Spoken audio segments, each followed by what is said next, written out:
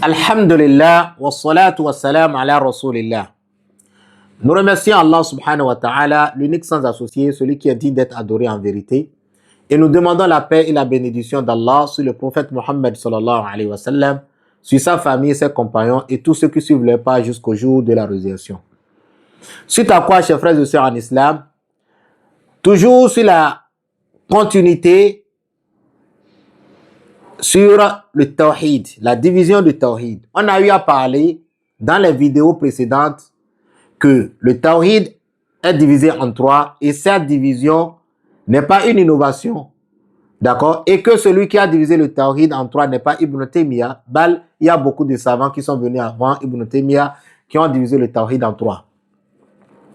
Dans cette vidéo, on va parler sur Ad-Dabit fi Taqsim ou fi Taqsimat.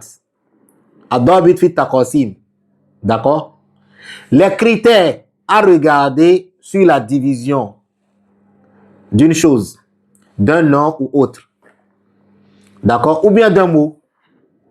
Sachez qu'Allah vous fasse miséricorde que la division ou bien Ad-Dabit, les critères qu'on regarde pour les divisions sont au nombre de deux.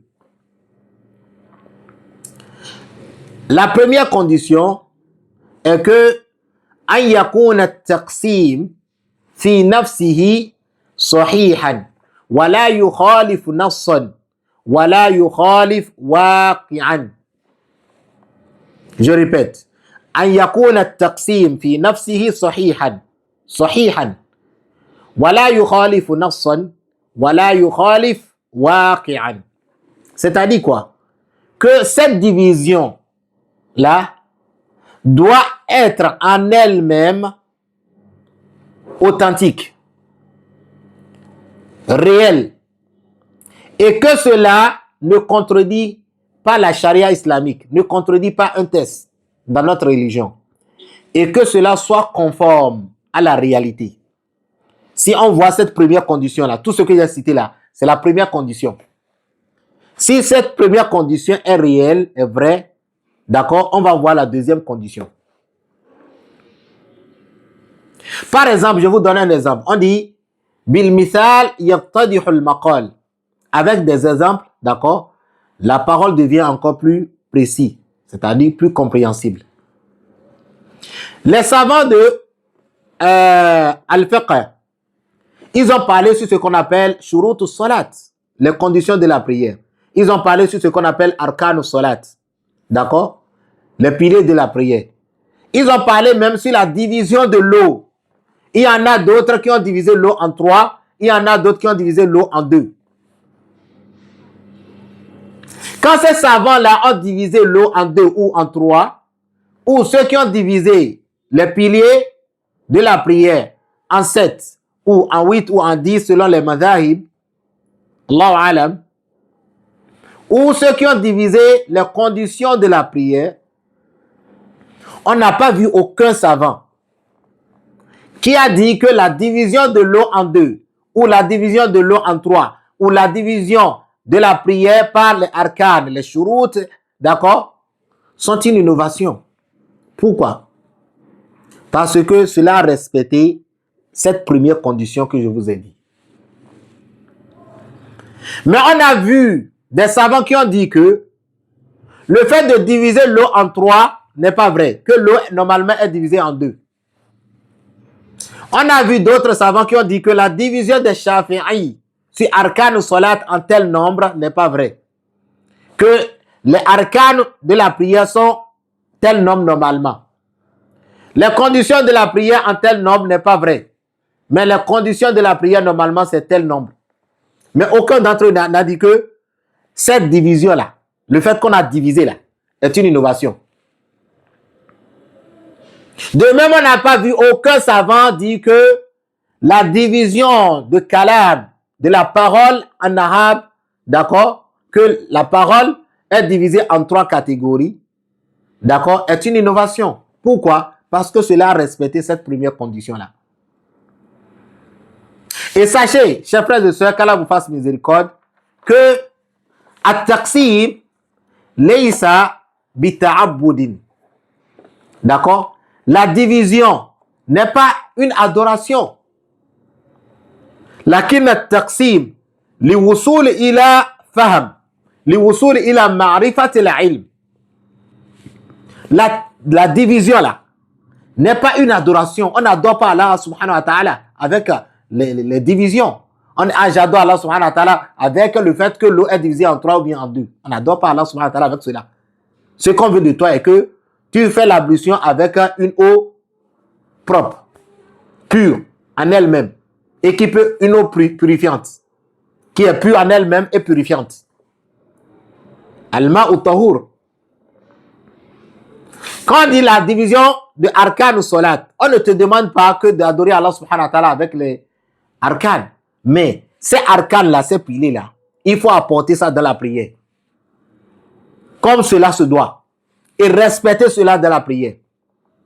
Les conditions de la prière, d'accord, il faut respecter. Quand on dit la condition, parmi les conditions de la prière, il y a le fait de se purifier. Aucun savant n'a contredit cela. Que la condition là est une innovation. Aucun savant n'a jamais dit ça. Et pourquoi vous voulez parler sur le tawhid? Que la division du tawhid en 3 est une innovation. Est-ce qu'on adore Allah subhanahu wa ta'ala avec la division du tawhid en 3? Jamais. Donc pour ne pas aller très loin, la deuxième condition, d'accord, an yakuna at-taqasim mabniyan ala sabri wa taqsit. Il faut que cette division-là, d'accord, lorsqu'on va regarder dans les nusus, dans les preuves du Coran et de la Sunna, on va voir que cela respecte cette division-là. Lorsqu'on a regardé le tawhid en 3, la division avec al-istiqrar, on a vu que c'est vrai. Lorsqu'on a regardé la prière, on a vu que la prière a des conditions. La purification et autres. L'ablution et autres.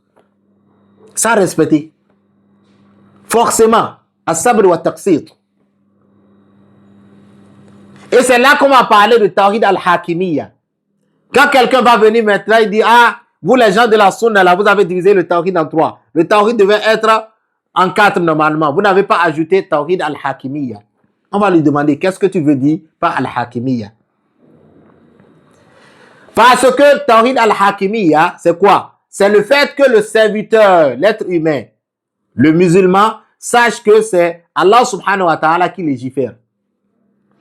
L'être humain doit adorer Allah subhanahu wa ta'ala avec des conditions que c'est Allah subhanahu wa ta'ala qui légifère. Et si tu parles de cela, on va te dire que c'est dans tawhid al-ibada. C'est le tawhid al-ibada. Mais si tu dis que la législation appartient à Allah subhanahu wa ta'ala, c'est lui qui donne les lois, on va te dire que c'est déjà le tawhid al-rububiyya. Donc, ce que toi tu veux apporter là, comme tawhid al-hakimiyya là, ça ne respecte pas. Ça n'existe pas.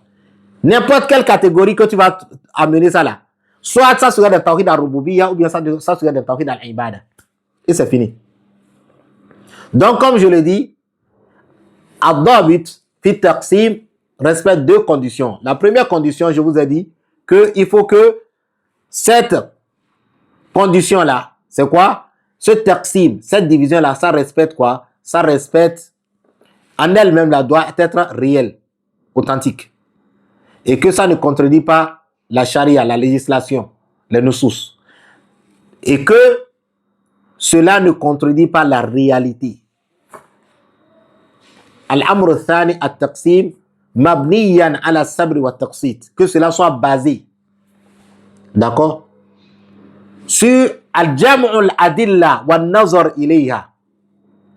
Lorsque nous allons regrouper les nusus et que nous allons voir un à un, d'accord, on va voir que cela a respecté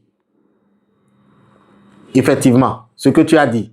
Et avec cela, on te dit que la mashahata fil istilahat. Il n'y a pas de mal sur les divisions. Parce qu'on n'adore pas Allah subhanahu wa ta'ala avec les divisions. D'accord? Wa jazakumullahu khayran wa salamu alaykum wa rahmatullahi wa barakatuh.